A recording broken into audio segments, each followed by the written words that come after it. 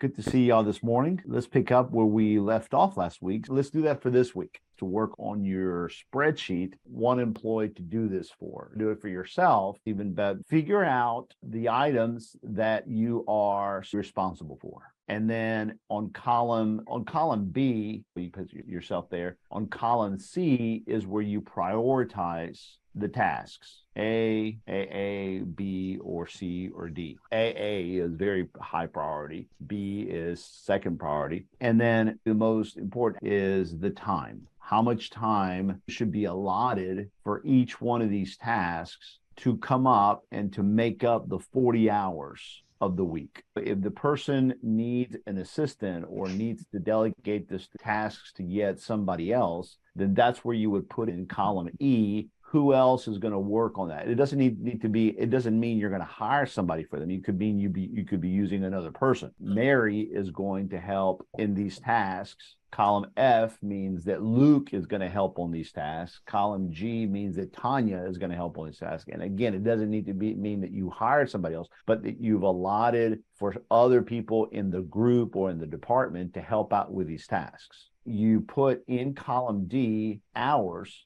0.5, 0.25, 0.75, 1.5, 3.0, based on hours, the number of hours that each task should take during that week is not on a daily basis. It's on a weekly basis. The goal is you want to get to 40 or you want to get close to 40. And then what this number on row 20 calculates is the percentage of time that you actually have allotted or that you have identified for this person. So let's say, for example, I'm going to add here a row. I'm going to add a row for various meetings. And I know that Kenya is in several meetings. All these are high priority. And she probably spends a total of 4 hours a week on meetings.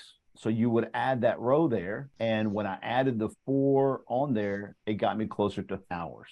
Now, this is really tight because what I don't show is I don't show any time. I don't show any time here for time downtime. And I think it's reasonable that on a 40-hour week, on a daily basis, I think it's reasonable for you to be able to take breaks and have downtime, probably I would say an hour a day. The purpose of the spreadsheet is to help organize the time that they should be doing their major tasks or their major responsibilities. You're not tracking the accuracy of the work. You're not tracking whether the work got done. Your employee used the 40 hours in a focused method. I'm working on that. I'm working on this. I'm working on that. Let's do this. Let me give you a spreadsheet. I want you to give me a spreadsheet. And then that's when you would ask them to fill in the row entries in column A. Through the exercise, you'll notice that the person will become a lot more self-conscious. That what you'll find is that it's other things. Other things like I'm being interrupted a whole lot. I have an HR manager who just got hired by one of my clients, and she's doing really good. It made a really good impression on everybody. No sooner does she hit 3 weeks, I get an email from her manager saying, Maurice, I need you to help me with Tracy because her time management is eating her up. Listen to what she says,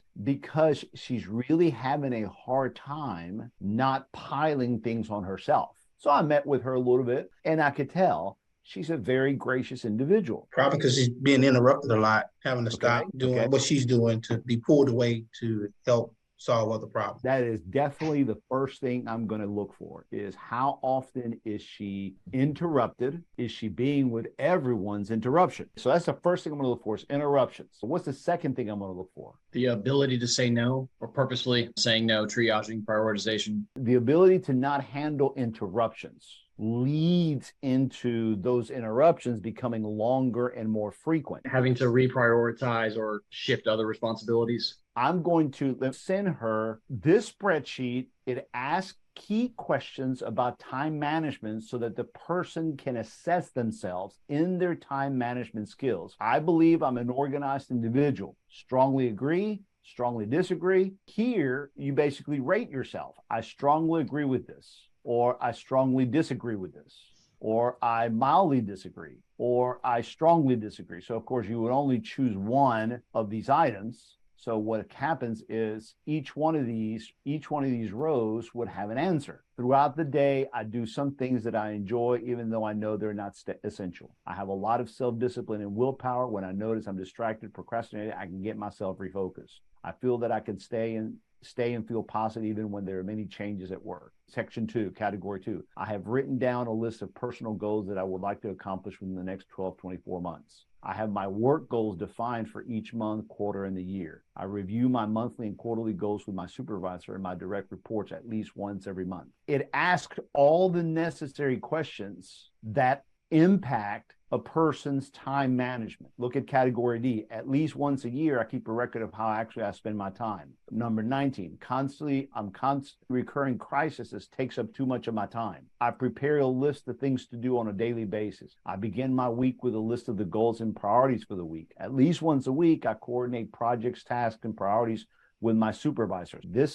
If you can give this document to each one of your employees and then they give it back to you, then you have an idea of what is impacting or how they're managing their time. So this individual scored 131 out of 240. That's the possible answer. They're 55% efficient. And notice here, this is where they need to work on their things. What you want to have is their score be more on the right-hand side. So in time management, there's 10 to 12 different skills that impact time management. A person's attitude regarding time management, their goals, do they know how to prioritize? Do they know how to analyze tasks? Do they know how to plan and schedule? Do they handle interruptions well? Do they handle meetings? Do they handle written communications well? Do they delegate well? And then you can then determine where they need help. You need this for yourself. You need this for your employees once you start realizing that they're having time management issues.